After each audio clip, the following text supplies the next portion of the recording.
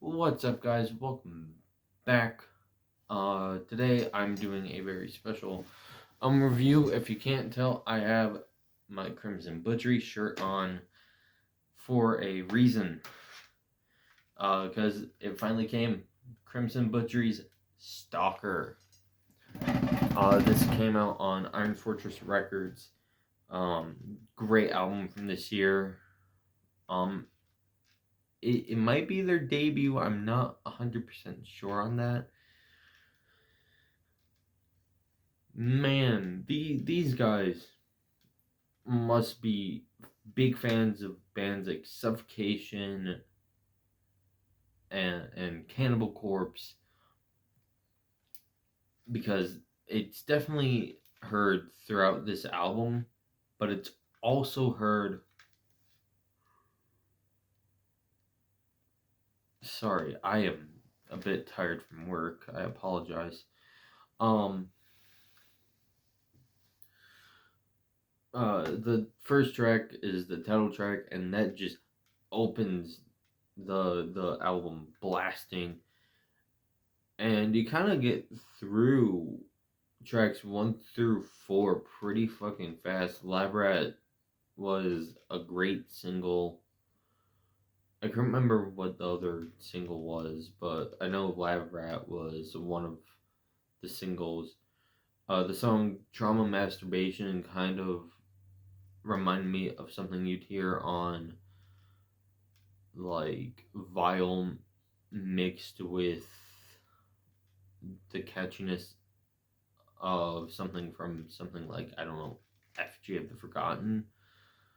Um, I will say there's a lot of parts that kind of stuck with me.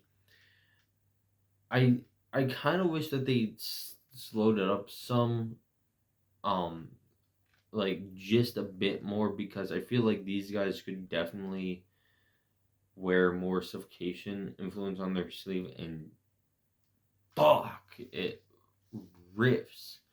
Now, I'm not saying that these guys are completely only influenced by those bands, but those are like the two bands that come up to mind um right now.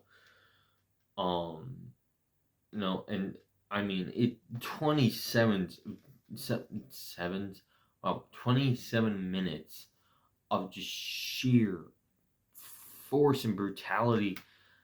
I mean, this probably won't be leaving my fucking rotation for a while. This has become one of my top albums of 2025 already. I've only had this for maybe an hour. That's how good this is. And I mean, that art, man. Look at that beautiful art. Um Bludgeon to the Grave, it really is a fitting title because it just bludgeons you and makes you wonder,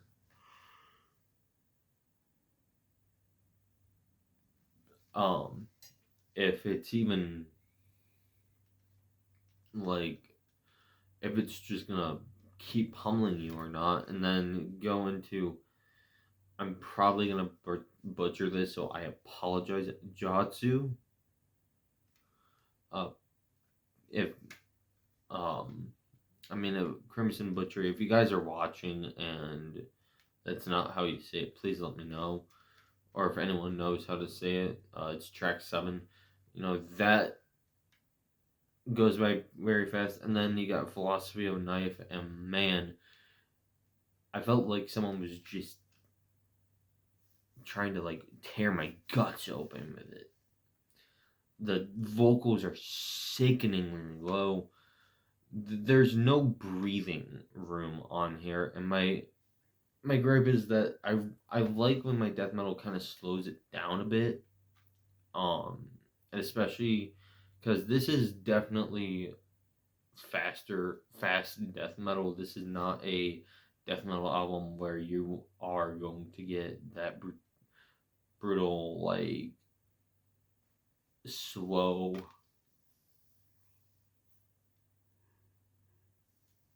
kind of chuggy riff. You're gonna get fast riffs. You're gonna get aggressive riffs. You're gonna get riffs that make you feel like you just drank a Monster Energy. And trust me, I wish I had one right now.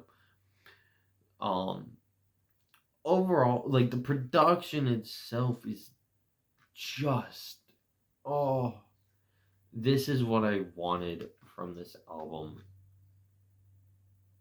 It's so good. I wish it was a little bit longer in terms of songs and the actual run length. Um, I feel like some of these songs could have been a bit longer because it felt a lot like I listened to a gore grind album and like listened to a bunch of just like a few like 1 minute and 15-second tracks only to have a few lengthier tracks.